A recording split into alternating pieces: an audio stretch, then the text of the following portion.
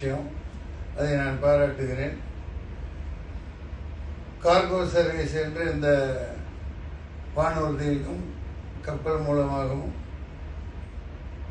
Cargo service அதையும் நல்லா நடத்திக்கிட்டு போகிறார்.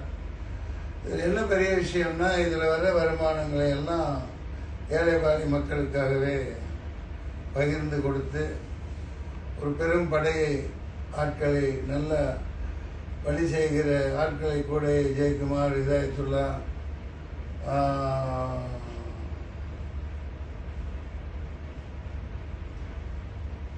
அமீர், இந்த மாதிரி நிறைய பேர், அப்புறம் அந்த தமிழ் அயல்நாடு வாழ் தமிழர் நலச்சங்கம் இந்த மாதிரிலாம் ஆரம்பித்து அதுக்கு முட்டு கொடுத்து நெல்லை மரைக்காயர் போன்ற செயல் வீரர்கள் எல்லாத்தையும் வச்சு நல்லா நடத்திட்டு போகிறாங்க.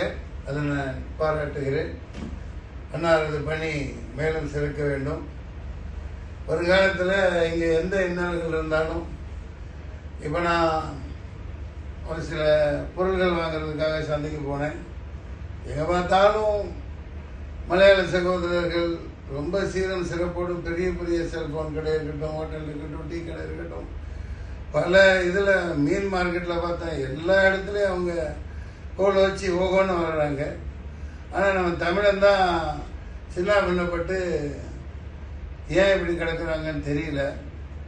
அந்த தமிழர்கள்லாம் இனிமேலாவது கொஞ்சம் திருந்தணும், நல்லபடியாக வாழ கற்றுக்கணும். நான் குறை சொல்கிறதுக்கு சொல்லலை, மன வேதனையாக இருக்குது. ஆமாம், இங்கே பல மாநிலத்தவர்கள், ஏன்னா இங்கே கடுமையான சட்டத்திட்டங்களை பார்க்குறேன் நான். ரொம்ப பயந்து கடுமையான சட்டங்கள், போலீஸ் அங்கே இங்கே யாரையும் பார்க்க முடியலனால, ஆனால் சட்டத்திட்டங்கள் கடுமையாக இருக்கனால வேலைகள் நல்லா நடக்குது.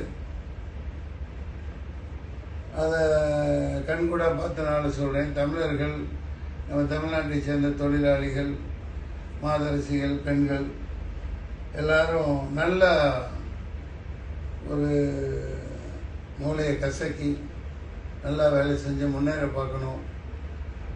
இவர்கள் ஹைதர் அலி, எம்ஏ ஹைதர் அலி அவர்கள் இன்னும் அதிகமான பொது சேவையில் ஈடுபடணும், அதிகமாக சம்பாதிக்கணும், இன்னும் பல தொழில்களில் அவர் இறங்கணும். இந்த இறங்கி ஒரு சில அந்த கருத்தோட்டத்தை அடித்து தமிழன் தாண்டா எல்லாத்துலேயும் அப்படின்னு அவர் செயல்படுத்த வாழ்த்துக்கள். நன்றி, வணக்கம்.